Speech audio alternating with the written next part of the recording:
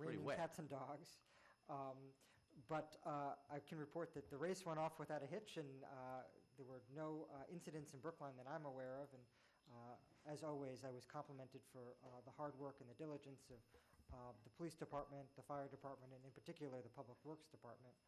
I had the pleasure of holding the tape with Chris Cook, who's the director of parks in the city of Boston, and he made a point of coming up to me and telling me that we have a real star in town in Aaron Galentine. So we all know how great Aaron is and how great the DPW is, but it's always nice to hear from colleagues across the border in Boston that they are envious as well. So wanted to report that to my colleagues on the board and let you know that that we are well represented when it comes to our parks and open space. Okay. Any other announcements? Then I'll plow into the calendar, and I am ashamed to say that I didn't have a chance to take a look at last week's minutes. So if anyone has any suggested corrections, hand them over to Kate, but I'm going to hold the vote so I can have an opportunity to review the minutes. I think that was the only item on the miscellaneous calendar. Wow. So the next item is on our regular calendar. It's the question of approving and transmitting to the advisory committee the request of Town Clerk Pat Ward for a reserve fund transfer in the amount of $41,180 to cover the costs of early voting. This is something new. Mr. Ward, welcome. Come join us.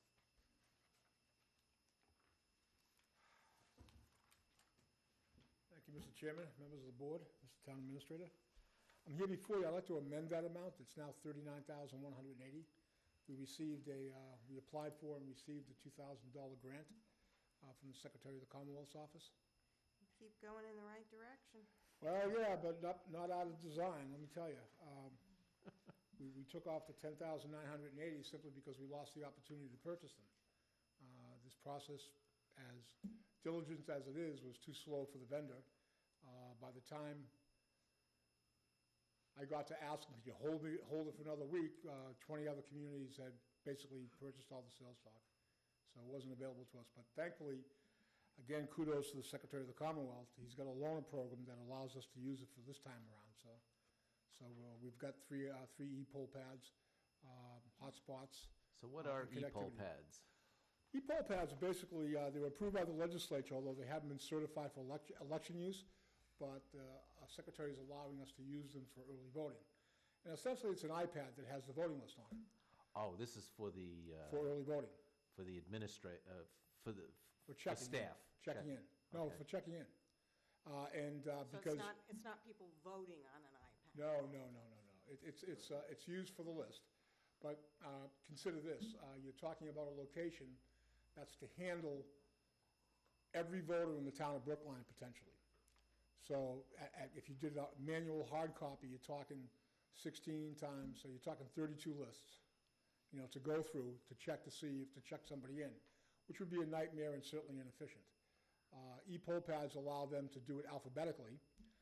So if somebody comes in to check in, they would type in the first 3 letters of the last name, maybe the first letter of the first name, and all those people would come up.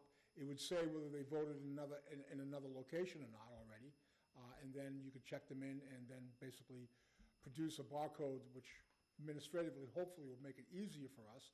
But in any event, allows them the opportunity to check in as voting, and they were then given a ballot and an envelope which has an affidavit on it, and they get to vote. Wow. But we weren't able to purchase those because we lost the opportunity. But we do have the loaner program, and so those are only good for. They're only letting you use it for the early voting. Right, because although it was approved by the legislature to use, prior state law only allowed manual voting lists, paper voting lists. Yeah. So they only allow paper voting lists, and then for communities over 5,000, they have to be alphabetical by street, not alphabetical by name. So the law changed considerably, but yet they're not available for elections because, according to standards, they have to be basically tested by the Secretary and certified before he'll allow vendors to sell their wares in the Commonwealth. But that's pretty expensive because We have a check-in system that requires a check-in and a check-out, and I know Secretary Galvin's position on the checkout table, which most clerks don't like, and they think it's redundant, but I know that won't change anytime soon. So if you're talking about buying for 16 precincts, you're talking times 2, which is at least 32 poll pads. That's a lot of money. So I'm not quite sure if you want to go down that road yet, but that's not a decision to be made because they're not certified. Huh, Selectman Daley. Well, there's certainly been a lot on the news lately about Russian hacking of possible Yeah. voter things. And so when I hear about iPads being used, it occurs to me that, you know, that's certainly a little more easy to hack into than, you know, our old paper system, which nobody could hack into. Well, yes. I guess the answer to that question is yes. But I guess the first thing I need to point out is that essentially, even though we have tabulators, scanners, you know, optical character recognition, it's a paper-based system. It's not connected to the internet. So in terms of the voting process, that's pretty well protected. The issue is, and I think legitimately... No, but what about somebody coming in and trying to get a hold of a ballot who wouldn't really be legitimately entitled to it? So yes, once they've got the ballot, there's Right. protections. But what if people who are not really legitimately By entitled? adding people to the list? Yeah. You know, the file to corrupt would be the state's file to corrupt, not ours. And so I think that would be much more difficult than if we were just talking locally. We're not talking off the iPads. We're talking about basically the main system at the central voter registry. Now, if you're talking about iPads, the thing that they'll be downloaded with the voter registration files after the 19th. So it'll include all new registrations. And then there will be an addendum that will add on later because we have to wait 5 days for things that are postmarked the 19th to be received in the office, but that's a minuscule amount. But where am I going with this? I lost my Well, I'll train tell you the scenario I was wondering about. Yeah. Okay, so somebody's able to get a list of who the people are and their addresses. Mhm. And then they start sending people in to say, I'm Nancy Daly from Rawson Road. Well, they can do that now. There's no ID requirement in Massachusetts. Yeah, and the voter list is a So public you don't, list. you don't need to, Okay. you don't need to Don't basically need to corrupt the voting don't list need to be able to do Russian that. to get it. Okay. You know, I know that there are people out there who are concerned. I've had several phone calls actually from a couple of citizens about it. And, you know, can I assure you 100%? Absolutely not. You know, but I mean, the system is relatively simple, so simple in the fact that it's protected so well because it's so simple. The connectivity between at least for early voting purposes now, the connectivity between the e-pads are connected to an Amazon iCloud that the DoD uses, so it's relatively secure. And But we beyond should that- say, to reassure people, that in Brookline, you're using a system that has the piece of paper as well as the electronic Well, tabulation. you always so have the that paper If you backup. think something looks fishy, you have a way to go back and Correct, you always have a paper backup. But, you know, beyond the whole hacking issue is, I think, blown out of proportion, although it's certainly possible, you know, I don't think it's very probable. So where is the e-voting going to be happening? So Well, funny you should say that. I just, you know, if anybody's watching on TV, on page C7 of the tab, today's tab, is a list of all the locations, dates, and times. Basically, we're having, the primary location will be Town Hall and room 103. And there'll be 11 sessions held there. And then we're having 6 sessions held in South Brookline at the clubhouse of Putterham Golf Meadows. 3 the first week and 3 the second week, and they're all 8 to 8.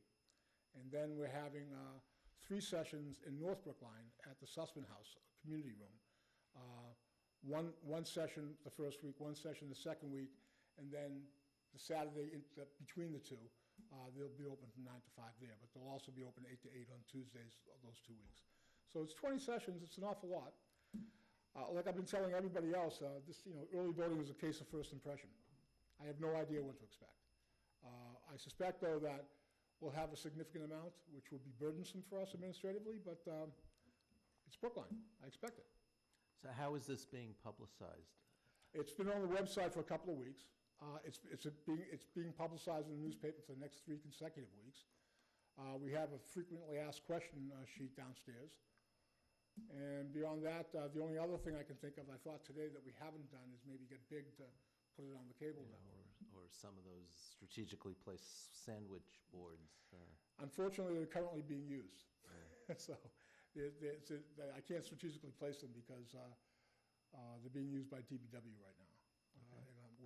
With the promise to get them back before the election day. What about the sandwich board, like at Coolidge Corner, that announces the regular election date? Well, it's not quite a sandwich board, but it's, to recreate that sign it's expensive. Yeah, okay. It's expensive. Any other questions? I just have one. Okay. How is, people are right now able to access absentee ballots, is that correct? Correct. So how is that going? How does that work? Have you seen an uptick in the number of, Let me just say that the legislature, in their wisdom, decided not to go into 2 constitutional conventions to get rid of absentee voting. Why? I don't know. They just chose not to. So now what you have is basically early voting overlapping absentee voting. So the protocol now is that everybody who applies for a ballot prior to October 24th has to meet the 3 criteria of absentee voting, which is basically physical disability, religious reasons, or outside of the community while the polls are open. They're embedded in the Massachusetts State Constitution. So the legislature didn't want to do the two con-cons in order to repeal it. So that was an added expense for the Commonwealth in the sense that they're not only printing absentee voting, but they're also printing 3 million early voting ballots as well. So the way it will work is that, and everybody who asks for a ballot between October 24th and November 4th will be an early voter. And then there's a brief period after November 4th where we're open that Saturday, the 5th, and then you can apply for an absentee ballot up to 12 noon the day before. So those will all be absentee voting as well. It's mind-boggling. but in terms of numbers, are you? The numbers right now, we have currently, I have them on a report, we have over 1,850 absentee ballots. And how But does that also compare? includes, pardon me? How does that compare to previous years? At this time, it's pretty early, so I would say no. On the average, we've had probably about 4,500 to 5,000 absentee voters in the presidential election. So it's in the right pace. A bulk of those, though, are what they call UOCAVA voters. Essentially, they're electronic transmissions via email. So, but yeah, it's about 1,800 right now, and it's getting larger every day. Okay, we ready for a motion? So we're looking at the figure of 39,180. Okay.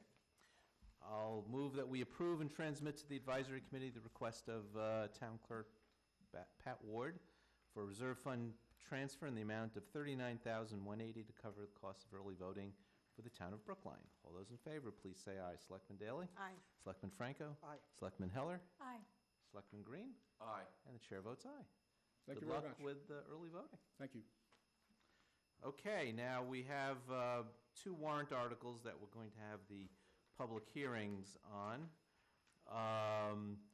I announced when we started, we're going to be adjourning at 7:30. I think we can get through these 2 warrant articles. I certainly hope we can get through these 2 warrant articles by 7:30. So the first one up is the resolution regarding town council funding for the Housing Appeals Defense. Mr. Schwartz?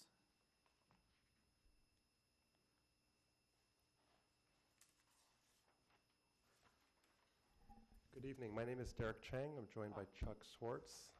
We represent 2 of the 3 petitioners for warrant Article 32. Harriet Rodenstein unfortunately couldn't be here tonight.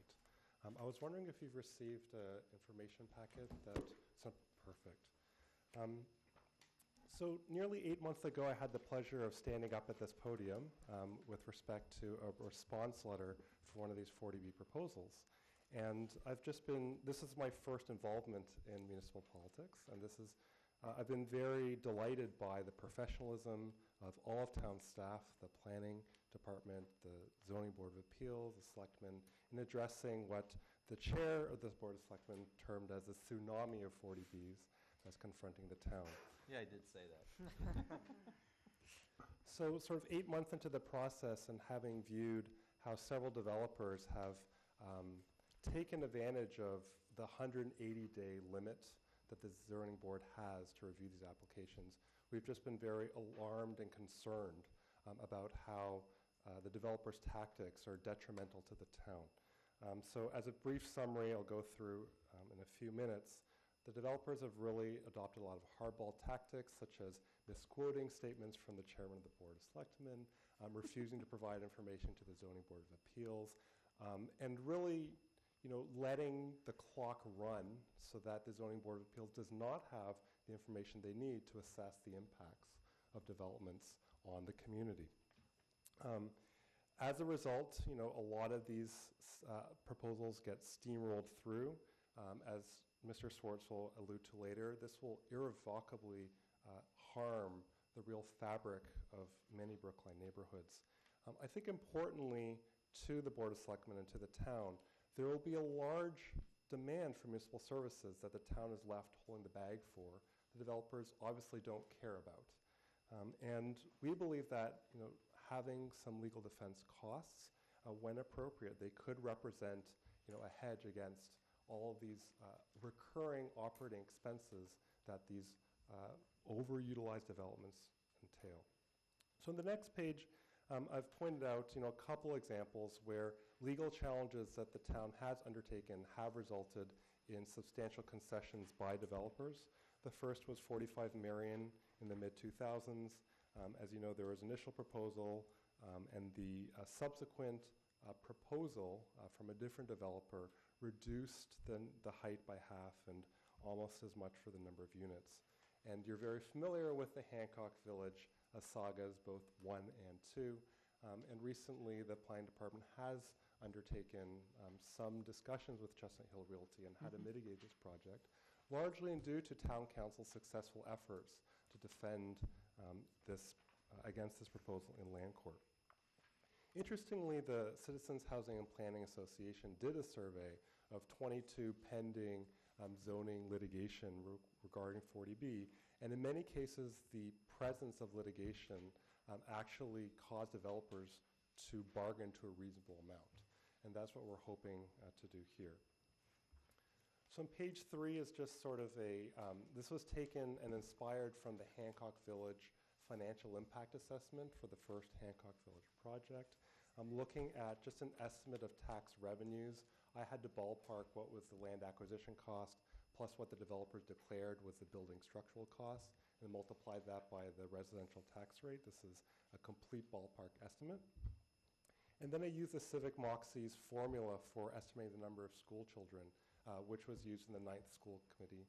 And I know that Selectman Heller mentioned that, school children is not a valid local concern for a zoning board to take into account, but I think it still behooves the Board of Selectmen to realize that there will be more municipal services and the major expense will be for school children. So I took the $16,300 of direct costs multiplied by the number of school children, and that results in an annual operating deficit of $2 million.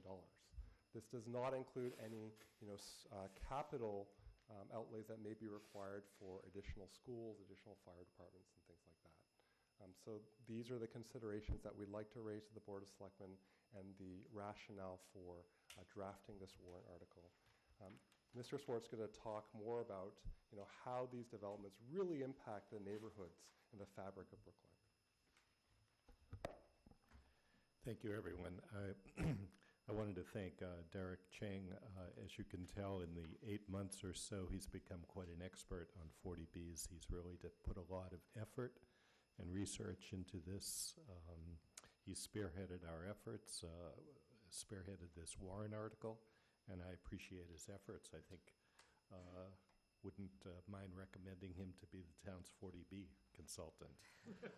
But anyways, you've heard me say before that I'm very concerned about the impact of these developments on the neighborhoods. North Brookline, as you all know, is very densely populated, but in spite of that, there's still a human scale to it. And I'm very worried that some of these developments will affect that human scale. They will be proposals that are built out to pretty much to the lot line. They're 6 stories, if not more. It sort of takes away from that sense of open space that we have as we walk through our streets. If you can take a look through some of the pictures that we've provided, the first one is the before and after at 45 Marion Street. The next one is Crowning Shield.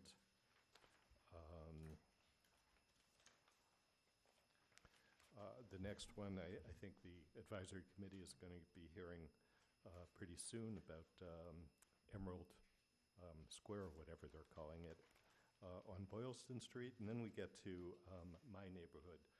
The next picture is the before and after of 40 Center Street. I know you've heard this before. There's the building that really fits in very nicely with the surrounding neighborhood. Selectman Heller knows this well. And there is the proposed replacement for that building. Similarly, on 420 Harvard Street, the before and after. Again, we're very concerned about the impact of the massing that these buildings will have. And we would hope and we encourage that the town do whatever it can, not necessarily to prevent 40Bs from being built, but just doing whatever it can to provide buildings that have scales that complement and fit in with the neighborhood. That's a concern that we have. I know several years ago, actually more than several years ago, when I first moved to Brookline, we were faced with a proposed 40B at 121 Center Street. The neighborhood rallied behind that, and we managed to get that proposal or that application denied. The developer then turned and just built what he could as of right. We lost a beautiful building. We have a box as a replacement, but at least it did not overwhelm the neighborhood. I know that in the past, people have said, well, there are tall buildings on Center Street, but those buildings do maintain a certain setback, both front and side setback, so that lessens the impact on the surrounding neighborhood. And as I said, we're just trying to do whatever we can to protect the kind of life that we have in North Brookline.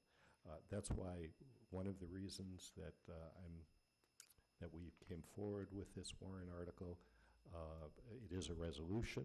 I know that in the past that the town council has come to the advisory committee meeting, the advisory committee to request a reserved fund transfer ahead of using up the funds in the budget. We thought this would just provide an option that whatever request town council does make would be encouraged and supported. Thank you.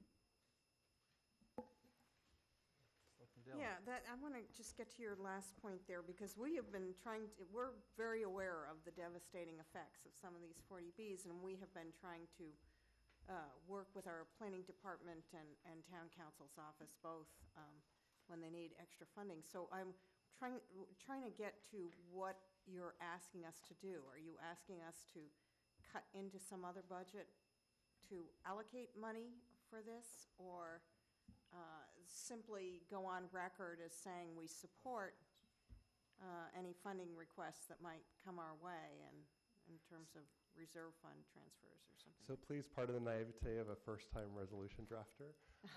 We had a very similar question from the advisory committee, and they actually proposed amended wording for the resolve clauses. I don't know if you have those amended words in front of you. There are now 2 be it resolved clauses.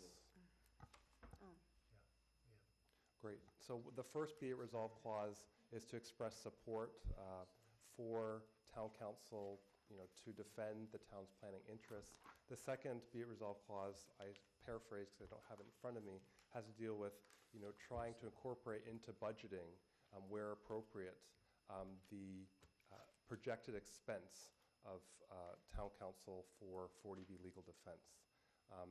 Obviously, we have all due respect for the normal budgeting process by which the request goes to advisory committee. What we are hoping to do by being proactive is to have town meeting take a stance that we would like to see neighborhoods intact and preserved in the face of 40B overdevelopment. And second, to encourage more proactive budgeting, because what happens with these 40B legal appeals, after the zoning board makes a decision, there's 20 days in which the developer, or another party, but usually the developer makes a legal appeal to the State Housing Appeals Committee. So we were worried that this quick turnaround with many of these decisions from the zoning board lined up in January and February, that the May town meeting might be a little bit too late to retroactively budget some of these legal costs. Don't you need a specific amount? No, we're not advocating for a specific amount. Well, no, I mean, if you're going to resolve that appropriate funds, that doesn't mean anything without a specific amount. This is not binding. Yeah, no, I understand that. So What's the point of it? it's asking us and the town administrator to consider what that appropriate amount is and budget it, but And in the advisory committee version, advisory committee amendment, they've suggested that now therefore be it hereby resolved, the town meeting requests the town council defend the town's planning interest before the Housing Appeals Committee and other appeals court recorded 40B applications, and that appropriate funding be made available within the fiscal year 17 budget. So, I'm not sure what that means. well, in other words, I mean, if what town if the- council needs needs a reserve fund transfer, then town meeting is saying town council should have it. So what if I the think that's amount, what if the amount that we transfer is not sufficient in someone's view? I don't, it seems to me the decision on whether or not to appeal to the HAC is a strategic decision based on an evaluation of the risks and the chances of success. And I'm not aware of any situation where we've turned down litigation because we thought we didn't, there wasn't money in the town council's budget. We would go to the advisory committee for a reserve fund transfer, and we routinely do for these kinds of things. So I don't know. To me, I don't know that this accomplishes anything, to be honest with you, because when the comprehensive permit is issued, we're going to make a judgment as to whether or not we should go to the HAC. And if there isn't enough money in the, if town council is defending it, then we don't need money. We're using staff. The money to pay staff is already appropriated. So it'd be only if we're going to bring in outside counsel, which we may or may not do. But that would be done on the merits.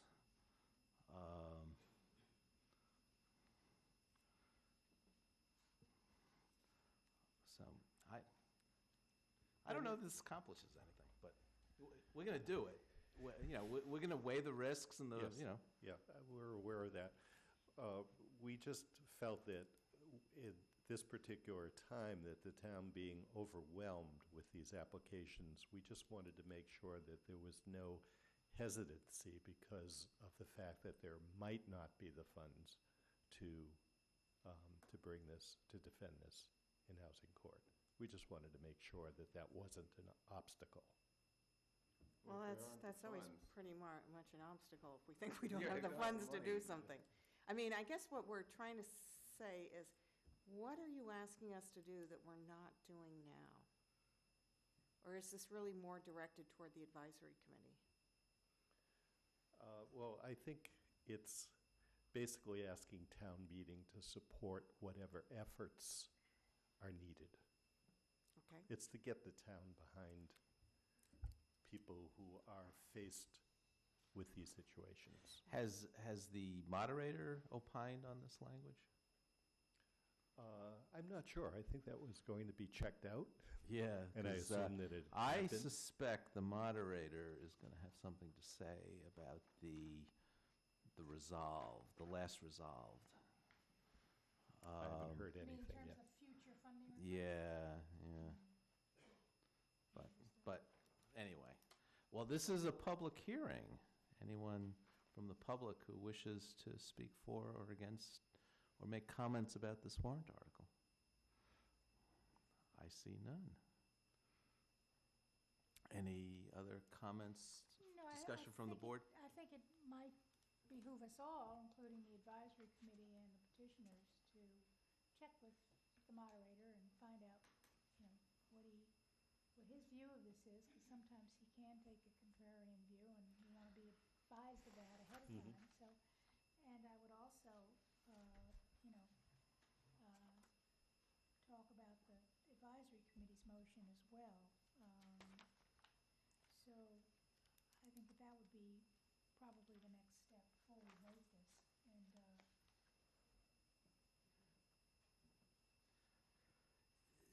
As I understand it, too, at least a couple of the 40Bs have undergone some extensive revision, though I don't know if 40 Center Street is one. I know it's gone through some revision, Yes.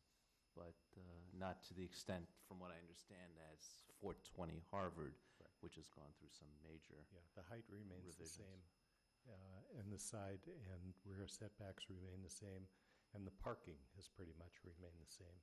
The only thing that has really changed is the front setback and the design of the building to a certain extent. Right. Right.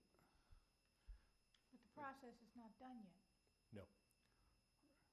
Right. That's the one where the developer threw up a quote from the letter that we sent to Mass Housing, where it said, this project meets many of the tenets of smart growth, and they put a period, but our letter said, however. And they left off the however. And that was used several times. Which was pretty outrageous. They if you didn't ask stop me. after the first time. Yeah, so I came and kind of chastised them in front of the ZBA. That was interesting. So Selectman Green. Isn't what you're really asking here is that town meeting support town council's aggressive defense of the town's planning interests? Yes. And this other stuff, or the next resolve clause, is kind of irrelevant.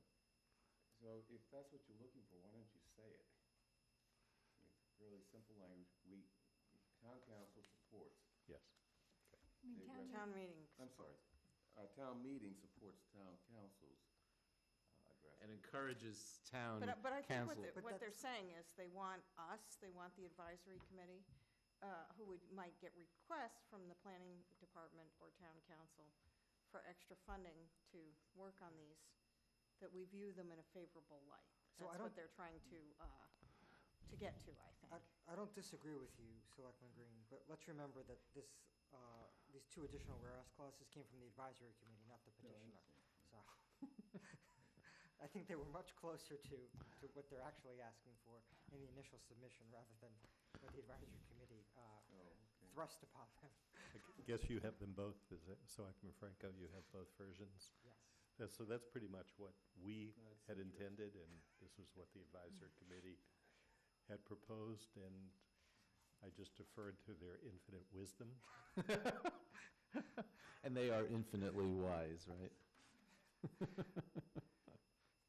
Mr. Schwartz says that as a member of the advisory committee, so he knows of what he speaks. Right. Yeah, I don't actually like the advisory committee version, where they're saying that appropriate funding be made within the FY17 budget. Yeah, I don't. You know, it's hard like to that. say. We have a bunch of 40Bs before us now. Hard to say how many of them will be filed next Right, year. and it's hard also to say that how many of them are going to go through the process to a point where we're going to decide we don't want to appeal it to the HAC. May I just make a point of clarification that only the developer appeals, well, let me take that back. The Board of Selectmen can appeal to the HAC as, on behalf of the town as abutters, but usually it's the developers. Right, that it's, challenge. yeah, when the ZBA pushes back and approves something that's developer thinks is too small. Right, so, yeah. Would the Board of Selectmen be either willing to accept the original language or amend the advisory committee's version to delete the second, there, be it resolved? I don't like the original language either. Yeah, you know, I think. I like my language. Yeah, I think, yeah, if I had my druthers, I would have it say something to the effect that, therefore be it resolved that the town meeting members support town council's future efforts to aggressively advocate something like. Just say diligently instead of aggressively. Diligently advocate the town's planning interests for right-sized development, which respects the neighborhood and use all appropriate legal means to do so, or something like that. I love that language. We were asked at the advisory committee hearing to clarify what planning interests were defined as. Oh, God. And I started reciting the local concerns, which are earlier in the paragraph, but a town council who's here tonight suggested that it be left as planning interests because it's a more broader, more encompassing term. So, than something of the so it's right kind of a size. resolution that we should aggressively advocate, or diligently advocate right-sized development, or, you know. Or good development. Or Right-sized development is getting into the details, isn't it? Right. Well, good or appropriate development, Appropriate. that's, sure. Well, yeah. I'm not sure town council would, I'm not sure what she would respond to the phrase right-sized development. She was here earlier, but. Well, we can find out. So appropriate. So, or appropriate. appropriate. If you took the word future out, town council's funding request to defend the town's planning interest before the Housing Appeals Committee and other appeal courts. See, but I don't even think you need to say Housing Appeals Committee through, because, you know, because not all of these go to the Housing Appeals Committee. It might go straight to court. So it's before any adjudicatory body, including the Housing Appeals Committee, Land Court, et cetera, or whatever, yeah, something like that.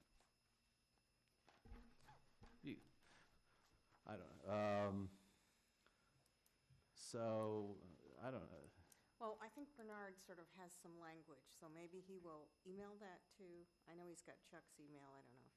Yes, yours, and then you guys can see if you want to adjust or not. Well, I'll write it out right now. Okay. Okay, so, so while Bernard is doing that, any other questions, comments? So we're not going to vote this tonight, so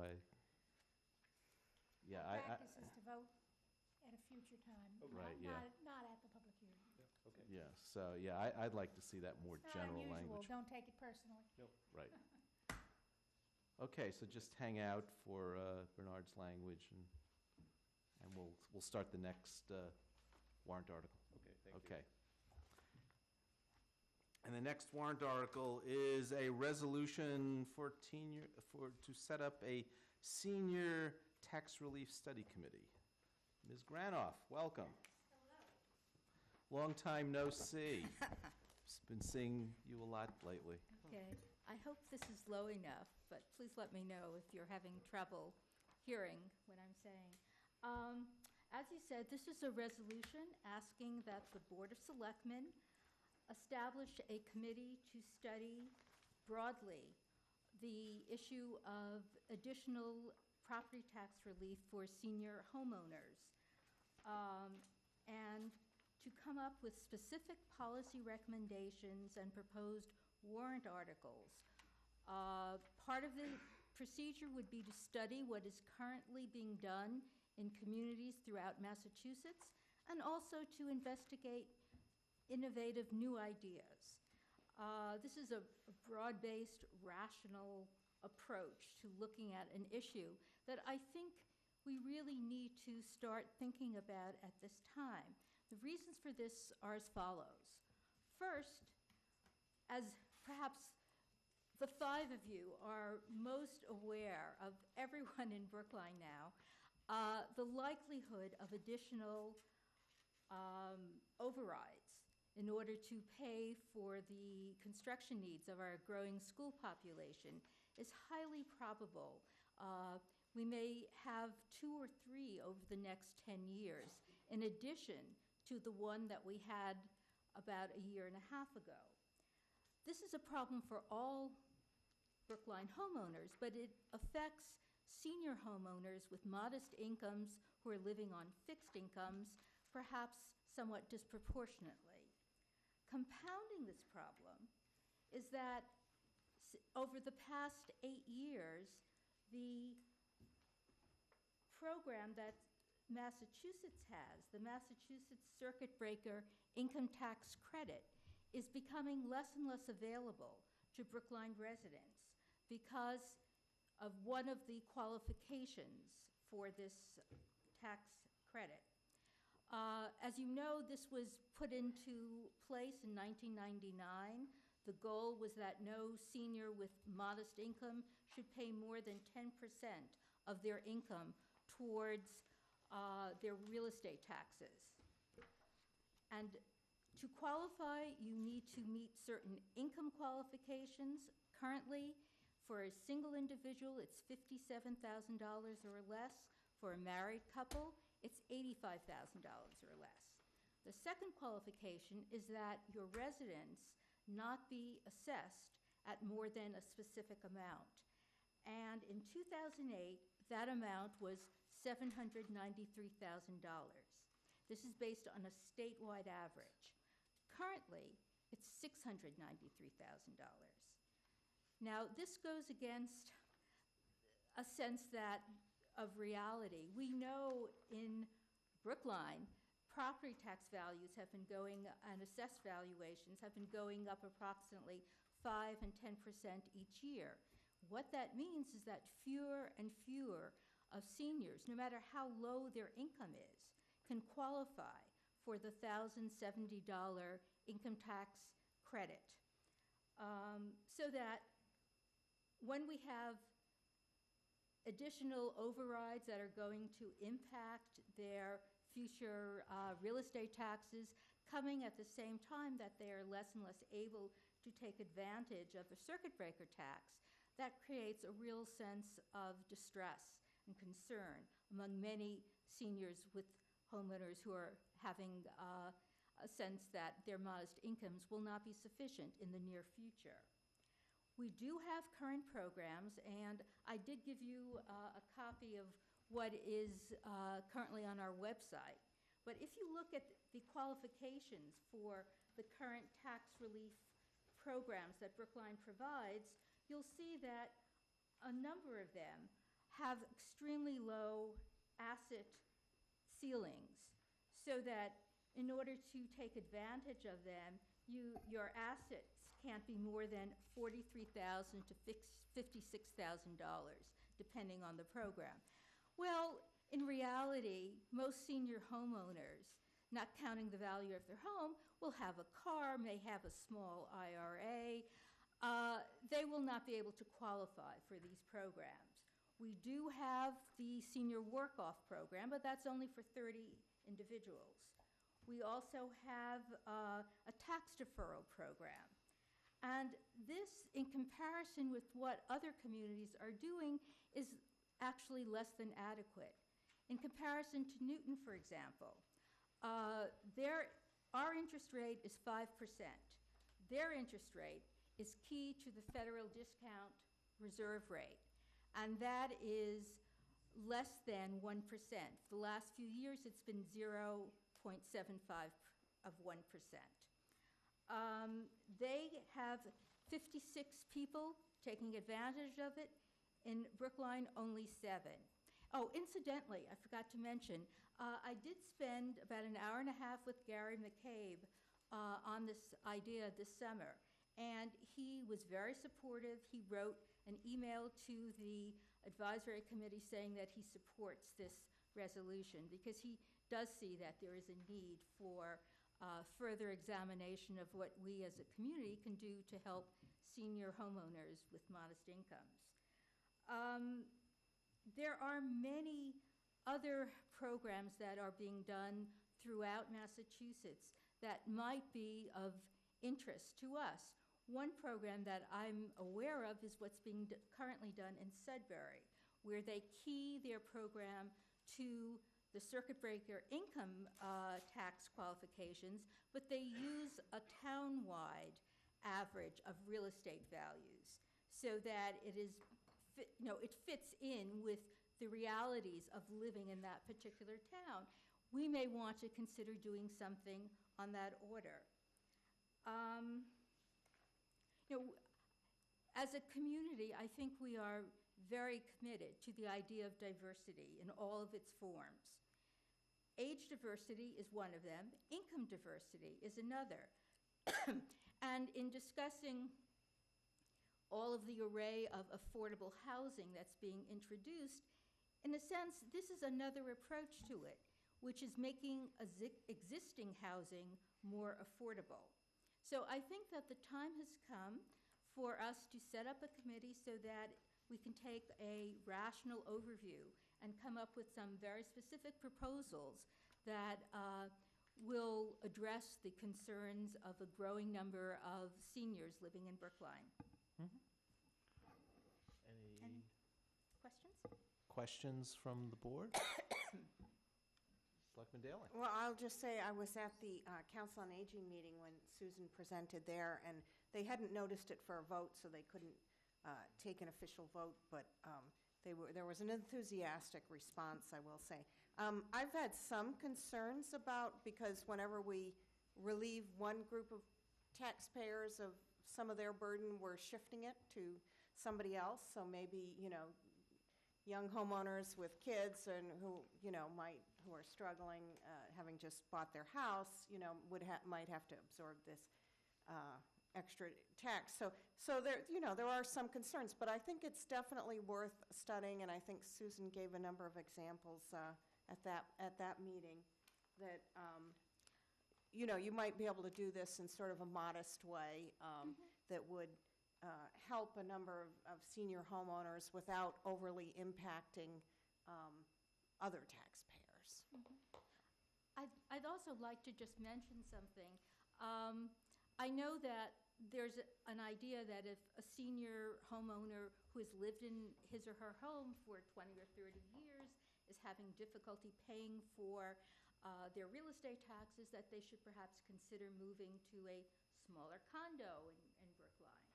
But I've been aware that that's not necessarily a financial solution, because if they sell their home or their larger condo and move to a smaller one, they may be paying, in addition to their real estate taxes and any mortgage they might have, they may be having to pay a huge amount for condo fees.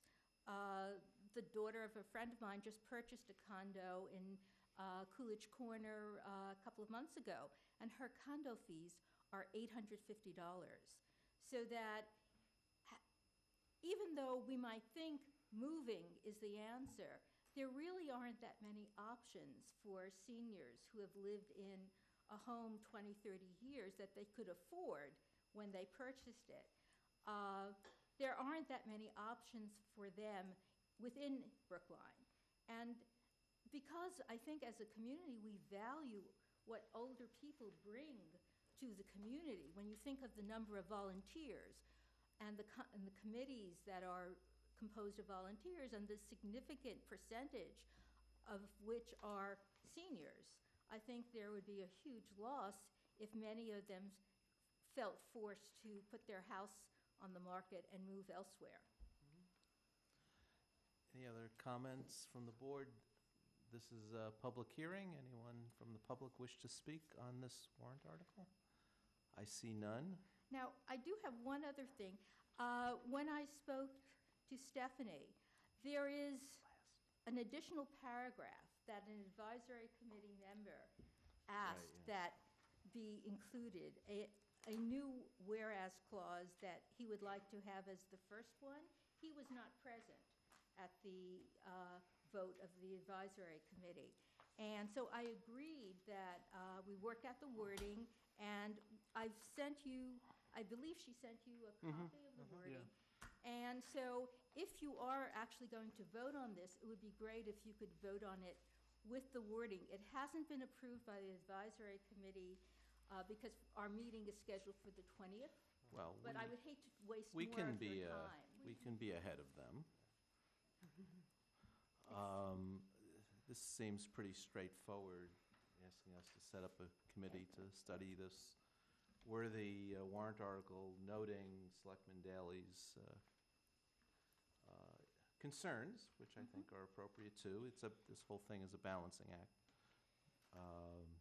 Does folks feel comfortable voting this? I feel comfortable voting it. I'd love to hear from our assessor if he's got any additional comments. I see him in the audience. No pressure if he feels like all the information. You don't has have come up. to say anything, Mr. But McKay. if he's got additional thoughts. Thank you, Mr. Chairman, and Selectman Franco. I have nothing additional to add, other than, as Susan mentioned, the Board of Assessors did take this up and take a vote to support this effort to seek a study committee.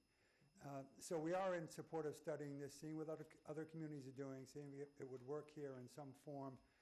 We've been concerned for a number of years at the small number of senior homeowners that participate in some of these statutorily available programs, and it's worth looking at some of the reasons why that is, and identifying those and seeing if we could, cure some of those, if in fact that's the issue, that, the sort of the asset versus the income balance, if I could say, let's really look at that. So we welcome the opportunity to participate. Thank you. Okay, so I will move Ms. Granoff's original language with the addition of Mr. Lescoyer's whereas clause, which reads, whereas the town of Brookline has a long history of recognizing our common responsibility to care for deserving members of the community, including our veterans, residents with blindness and other disabilities, our children and seniors, and then it continues to the rest of the warrant article as submitted. All those in favor, please say aye. Selectman Daley? Aye. Selectman Franco? Aye. Selectman Heller? Aye. Selectman Green? Aye. And chair votes aye. Thank you. Did you ask if any members? I did. Oh, okay. I did ask if any members. Okay, so we have on the calendar a number of warrant articles for further review and, I'm going to say, potential final vote. I'll announce once again that we're going to be adjourning at 7:30 to go over to the high school for the 9th school decision meeting with the school committee. So we'll get as far as we can. So the first article is Article 28. And I note that Mr. Fry is here. And I also note that Mr. Fry has submitted some potential changes. Well, what the advisory committee did, but I had contacted town council's office, and Ms. Murphy had come up with some language, and I just got the advisory committee version late this afternoon, so I was trying to, see how they went together. My big concern has been the portion of the language about the reappointments, and it mentions the appointments ending on August 31st, and I don't need to tell all of you that we don't really do appointments in July and August, so we would not have people teed up to start on August 31st. And typically, what happens with other committees is if you haven't been reappointed or somebody hasn't been appointed to take your place, I don't know whether it's always, this is. Typically, they continue until. They continue until your someone's successor. appointed. So he wants to set a term of 60 days, and in which you would get to continue for 60 days, and then at that point, I guess you're out. You're no longer a voting member. So I just had Sounds disruptive. I had some concerns about it, because here we are midway through October. We've been up to our eyebrows in warrant articles and things. I don't think we've done many interviews for boards and commissions, and usually it's kind of November, December before we get around to the appointments.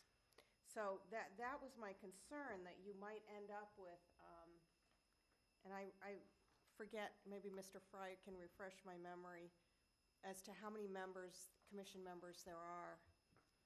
There's something like 15. It's a big commission. Yeah. Or is it a? Ernie Fry speaking on behalf of the Diversity, Inclusion, and Community Relations Commission. I don't have off the top of my head how many commissioners we have. We're authorized to have 15. I believe that we have 13. I know that there's a couple of vacancies on the Right, so, commission. but under your language, Yes. if we hadn't gotten to the reappointments, Mm-hmm. you would automatically have, say, if you were at a full complement, 5 of them being terminated at the end of October. And then you would have some issues about getting a quorum, because we researched this when we were working on this bylaw a few years ago. Yes. And your quorum has got to be half plus 1 of the total number you are supposed to have. Right, and in that Quorum is situation. not half plus 1 of the number you have. And in that case, if we lost 5 members, the town council would have to rule on this, I believe. But I believe that in that case, the calculation would be based on 10 members. No, And it's one what plus, and it's actually with a minimum of 6. Yeah, no, I believe that is incorrect. When we Okay. did the research on this bylaw a few years ago, Yeah. what we were told was, no, it had to be the half plus 1 of the number you were supposed to have. That's the way it was, and I'm speaking as a person who wasn't involved in that process, but that's the way that it was, and that's why the language was changed to be a half of the number of commissioners plus 1 So there's- with a minimum of 6. Is there's So specific which- quorum language? Which Right. section Yes, is there that is. in? So, yeah, the general quorum language of the open meeting law is Is- is 1/2 of the And I don't authorized. know if you can No, you can. aggregate that. You can, yeah, because Okay. on Which section another is committee, that? I'm It would involved. be in that same section, and I apologize. I guess I should have had the whole warrant article with me, but the quorum is stated in that section, 3.14.1, I'm sure.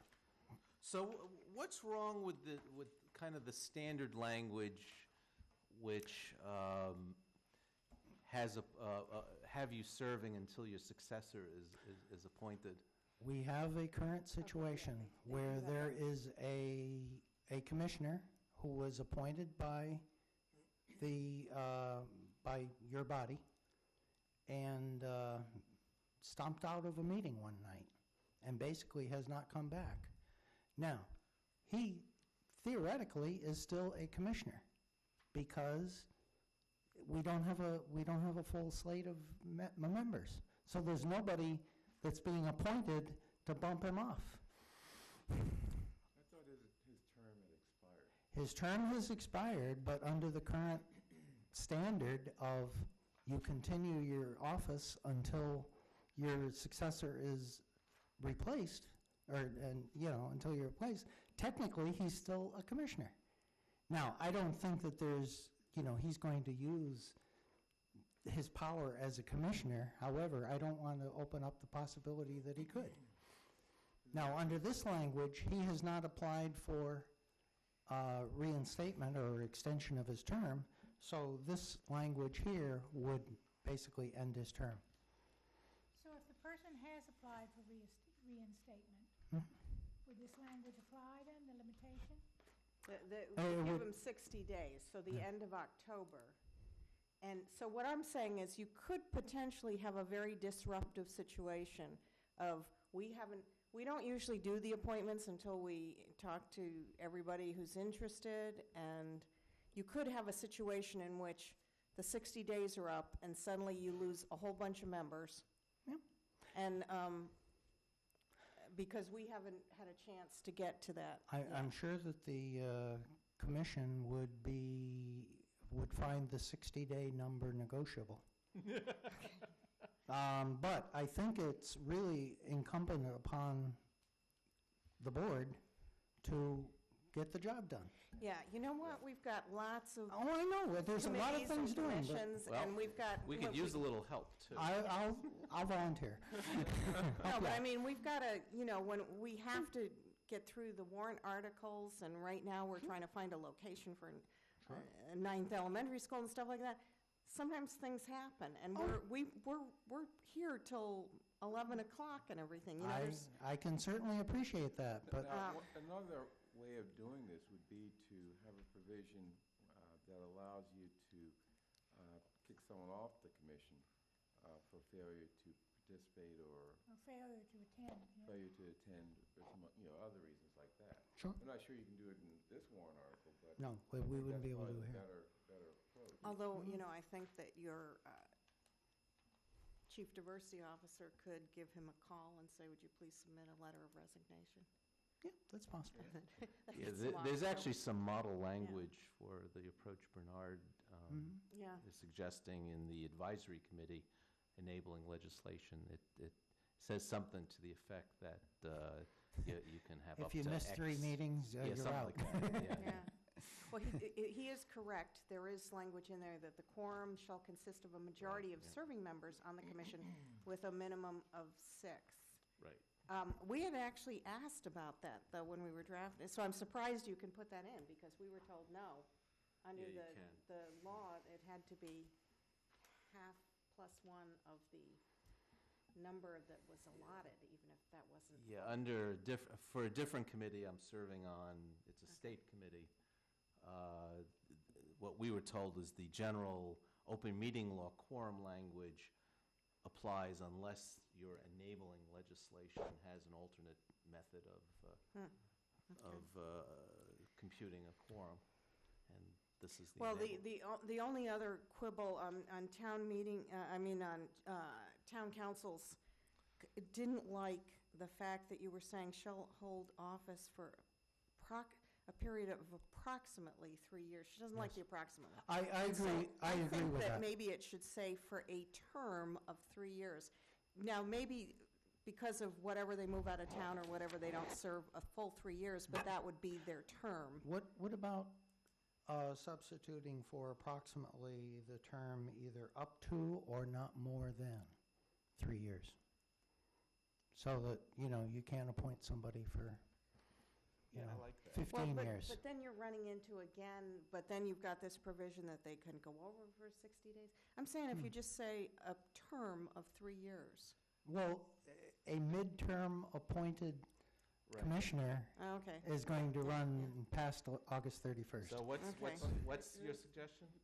The first approximately that is there, Right. make that either Period of- either up to or not more than. Your choice. I say not more than. And then, let me throw a number out. Yeah, or let me throw out an idea regarding the 60 days. Since in this scenario, the member has submitted a renewal application, why can't you just say, shall be extended until the Board of Selectmen approves the application? Might never approve it. That's Well, we us. do usually get to these eventually. No, I mean, you might decide to, Well, if the to person has submitted not a renewal select them. application, apparently they're not so outrageously unqualified well, that we're, really They- concerned. Situations where, they weren't the first time, they might be the second time. somebody, Well, even if somebody submits a renewal application, we might not approve it. And that's okay. I mean, the Yeah. action at that point is until the board acts on that person's application. It's not just the approval. Yeah. It's until we act. Okay? But where the advisory committee says, in the event that a commissioner whose term is expiring has submitted their renewal application to the Board of Selectmen in a timely manner and has not yet been notified by the town administrator that their term has been renewed or expired. So, That's a lot of words. yeah, or expired, I don't know why they put that in, because we're saying not more than 3 years, and so you're going to have them expired. So then they wouldn't be eligible for the 60-day renewal. So I think that expired has to come out of there. Okay, I think, It needs some work. yeah, I think I'm sorry I got your version very late this afternoon. No, that's fine. So- I didn't really get a I'm chance sorry to it was try to brought up late. mesh it Okay, with can it, I but suggest that I'll work on the Selectman language, Daley yeah, work and I'll with call you. Mr. Fry and Please do. some language so we can move on? Great. Okay, Sounds, thank you. sounds good to me. Thank you very much. Okay, so now we're talking about the electric vehicle articles. We only have 2 of the electric vehicle articles on noticed. I think they're withdrawing one, aren't they?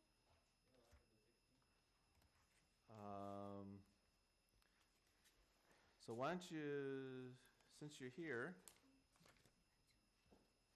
come join the party. I'll announce again that we're going to be adjourning at 7:30, so let's try and leave a little time for Mr. Jones so that he hasn't waited in vain. So I have a planning board meeting at 7:30 as well, so. So we'll go until for about 7 or 8 minutes. So, Didn't the commissioner say he was fixing the problem? right, that's Yep, the, That's that's the one that isn't noticed. 16. So are you withdrawing Article 16, or is it still active in your mind? I would prefer to wait to hear the recommendations of the advisory committee and the Board of Selectmen. Well, I- I'll tell you, my intention would be, the commissioner has committed to fixing it, so it's kind of moot. And more than committed, there's activities underway to fix it. We've, Right. I believe, Yeah, signed the something's contract. been ordered, Well, right? I believe the contract had not been signed as of the last hearing. So my position was I'd prefer to wait till that contract was signed and we had like an actual concrete thing that I could point to. And then I would be perfectly willing to. I always to, have trouble with these articles where people are doubting our good faith. Oh, I doubt to do good faith. I just don't want to cause you more trouble later if I have to cause a fuss, that's all. I don't want to commit to something that I'd backtrack on later. It's my good faith I'm worried about. Okay, let's keep moving. So the first is Article 17, where it would be a requirement of our zoning that 2% of the parking spaces, not less than a single parking space, must be equipped for electric vehicle charging, either a charger or an outlet. So I believe on this one, we had a question as to what was constituted as a substantial change. And there was some concern from members of this board, including myself, that a porch renovation was going to spark a requirement that that an electric vehicle parking space be added. Did we get, Thanks. In your packet, you have a brief message from Mr. Bennett, the building commissioner, who indicated that any new parking area or the change, alteration, or expansion of a parking area, an existing parking area, will be required to comply with this bylaw.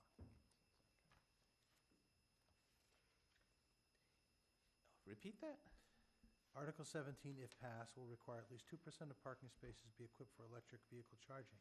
Any new parking area or the change, alteration, or expansion of an existing parking area will be required to comply with this So bylaw. if you repave an existing parking area? Repaving does not require a building permit or a zoning permission. well, what if you, Yeah, Dan Bennett was kind enough to come to the capital subcommittee meeting, which was, I think, 2 days after the Board of Selectmen's hearing. And I'd recommend that actually, if you do want answers, Mike Yanovich and Dan Bennett were both present, and they might be better placed to reassure you than I could relaying their words. But from what he said, it's if you have to get rezoned because you have changed your building so you require more parking spaces or less parking spaces, that would trigger it. Repaving isn't a zoning issue, that would be a building permit anyway. Or there was a change of use, your condo, became something else, and that changed the parking requirements. So if you're adding a bedroom, you might have to add another parking space, and then this would be triggered. but what if it is one of these situations where there's unfinished space that you're converting into a bedroom after the 10-year waiting period? That doesn't require rezoning, but it would certainly require a building permit. Yeah, so the building permit would be the next article. This article is just about zoning. Well, no. Well, the zoning would control the conditions of the building permit. You wouldn't get a building permit unless you put the electricity in when you're required to. So,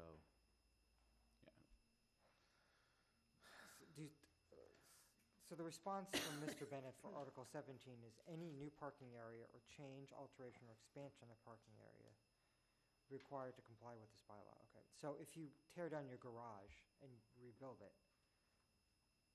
that's a change or alteration. My understanding is that is not, because you're not changing what you're zoned for. You can rebuild your entire, what Mike Yanovich said was you can gut the entire house and rebuild it, and that does not. no, but But that's not what Mr. Bennett said. Mr. Bennett didn't add the Well- phrase requiring a change in zoning. He just said any change to the parking area or alteration or expansion of the parking area. that sounds pretty broad to me. Right. I think we need Mr. Bennett or Mr. Yanovich here. I'm also wondering, I know that this is entitled Support for Electric Vehicles and Off-Street Parking Facilities, but the actual language of the article doesn't talk about off-street parking facilities. It talks about parking spaces. Well, it's And in that- this section of the zoning bylaws, which has to do with off-street parking requirements. Okay. I mean, if there's an amendment that's necessary, I'd certainly be open to doing that. But So I think, Mr. Kleckner, I think we need someone from the building department here. Got it. Okay. So I'm going to hold the next one also so we can have someone from the building department answer these questions. So I'm Yeah. going to apologize. My intention, so I am unavailable next week, for example, but I flew back from Seattle today for the planning meeting, and I figured while I was here, I might as well make myself available Right, for any right, questions right, you had. I don't- have one question about Article 17. I'm reading Mr. Bennett's memo, and so he's saying any new parking area or change, alteration, or expansion of a parking area would be required to comply with this bylaw. 2% of the spaces be. So say, for instance, I have a parking area it's not a garage, it's open. My slab is cracked. Mhm. This is actually a true story. Yeah. So if I were to fix that, that would be a So this is probably a good question. change, alteration? My To my understanding is that it parking would not, my story is that the unit behind me is doing a condo conversion from 3 units to 4. And that does require a change in in the number of required parking spaces. So that does require them to comply with this. However, they applied for a special permit, and now they'd be covered in the new transit-oriented zone if that passes. So they might not actually have to comply anyway. But in theory, as it is now, when they added their 4th unit, that would be a change in the parking requirements. Even if they got the special permit to bring it back down to the previous number, they'd need a special permit as well to waive this. And the zoning, the bylaw I proposed does allow for them to get a special permit to waive it if necessary. We need to move on. Sorry. Can I just say, I appreciate the fact that you answered the question that I asked regarding the carbon footprint of various vehicles. Well, Thank you. And again, if there are any other questions, I'd be more than happy to take them offline for time. Okay. Okay, the last warrant articles are the dog and the police reports.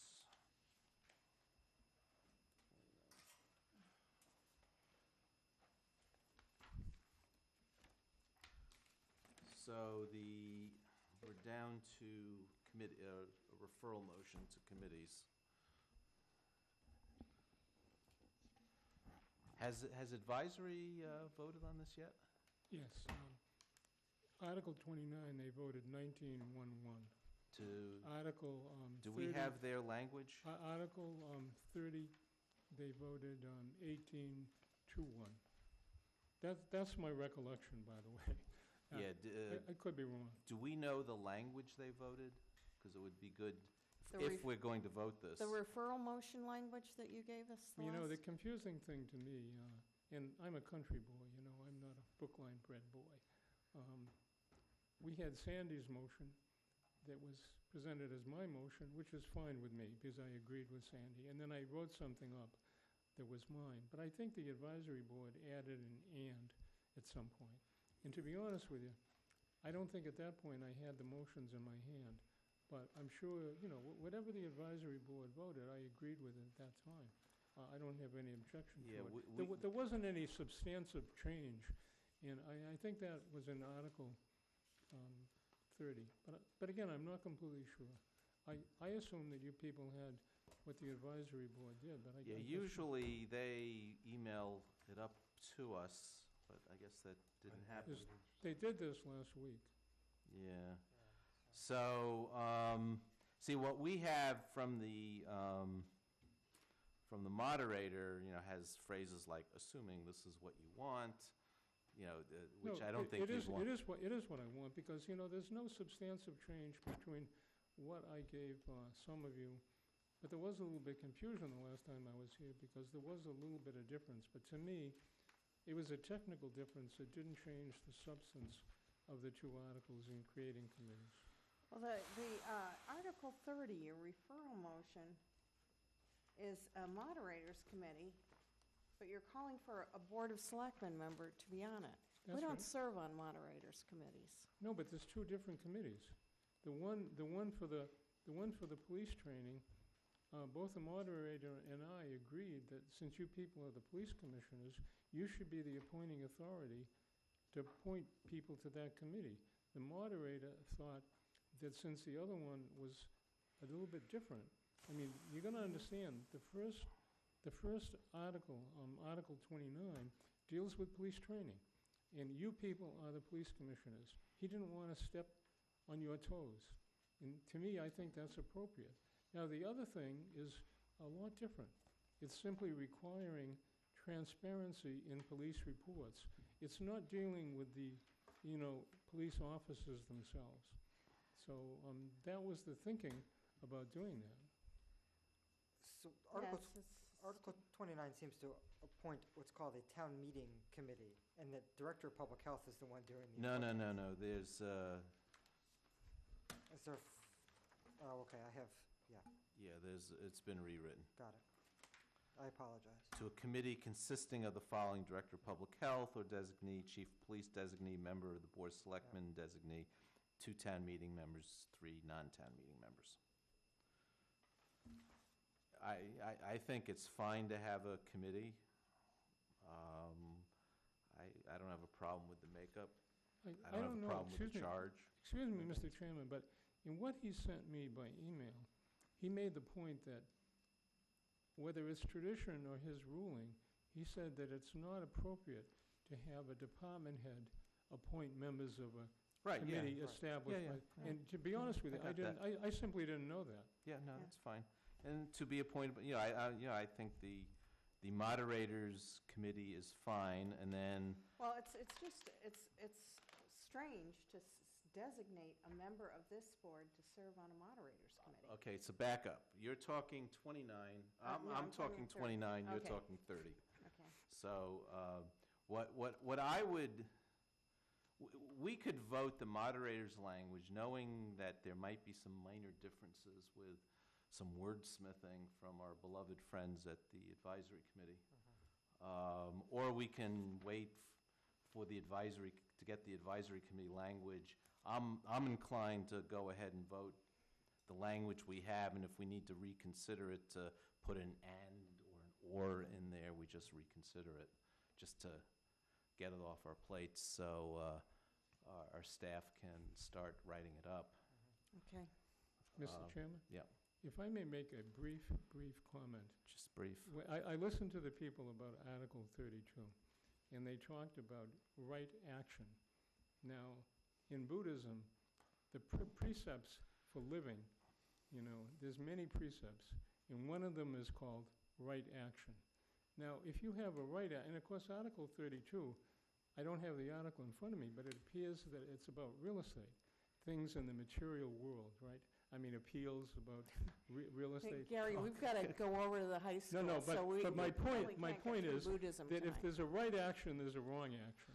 And I think the right action for both of these articles, for public safety, is simply Okay. in a Yeah. positive. You're snatching defeat from the jaws of victory, so. So let's vote both of these articles, and if... Well, we've got- 29 I'm okay with. 30, I mean, So let's vote 29. Okay, so I will move the language we got from the moderator, removing the phrase, assuming this is what you want, and also removing the phrase, TM doesn't designate department heads as appointing authorities. okay. Okay? So that's the motion. All those in favor, please say aye. Selectman Daley? Aye. Selectman Franco? Aye. Selectman Heller? Aye. Selectman Green? Aye. Chair votes aye. Okay, 30. Next. Selectman Daley. Okay, we don't typically, we don't serve on moderators' committees. We have selectmen's committees typically. I'm not asking anyone to serve. You can have a designee serve. But I think that the selectmen's point of view should be represented on the committee. And part of my thinking is that you are the police commissioners. You have authority over the police. Right, so why have this be a moderators' committee? That was the moderator's idea, not mine. Chief. And I wanted to get them, I'm being frank with you, I mean, Yeah. all I'm saying is that he wanted to have a hand in it, and it's not me that wanted to get my articles presented to town meeting to say no. Now, Well, if- I mean, but- I'll just say, when we appoint a committee, the selectman who's appointed to it usually is the chair of that committee and makes sure things move along and so on, and it's kind of a, I've been on Oh. moderators committee where there's been a selectman. really? Years ago, we had a Okay. tax classification moderators committee, and there was a selectman, and I chaired it I at the time. stand corrected. Okay. I chaired it at the time, Yeah. when I wasn't a selectman. Well, I mean, if I was, I'm not volunteering, but I just want to say, if I was the selectman, I certainly wouldn't chair a moderators committee. That's fine. Let somebody else do the work. If it's going to be a moderators committee, I don't have a problem with that. it doesn't, it seems, So, Fairly straightforward Is- committee, though. yeah, and I think this one will be, it has a straightforward charge. I think it's easy to get your arms around. So I'll move the language as drafted by the moderator and offered by the petitioner on Article 30. All those in favor, please say aye. Okay, aye. Selectman Daley? Selectman Franco? Aye. Selectman Heller? Aye. Selectman Green? Aye. And the chair votes aye. Thank you, Mr. Well, Jones. Thank you in my neighborhood and other petitioners, thank you very Sure. much. Thank you. And we have appointments to the Council on Aging. Mr. Chairman, in this case, the Council on Aging makes recommendations, a nominating committee of the council makes recommendations, and so I would recommend that you endorse or approve the slate as appears in this letter dated October 6, 2016. I'll just quickly read the names. Reappointment to the Council on Aging as citizen members, Celia Lascaris, John Mulhane, and Roberta Winitzer. Promoting associates members, 2 citizen members will be Rita Etremont, Sherry Lee, and Jean Doherty, and a new associate member, Lay Bing, Clara Chin. Say aye, is that what's supposed to? All those in favor say aye. Aye. Okay. And I assume the terms of appointment are as outlined in Yes. in 10-1 of our That's packet. correct. That's right. Thank you.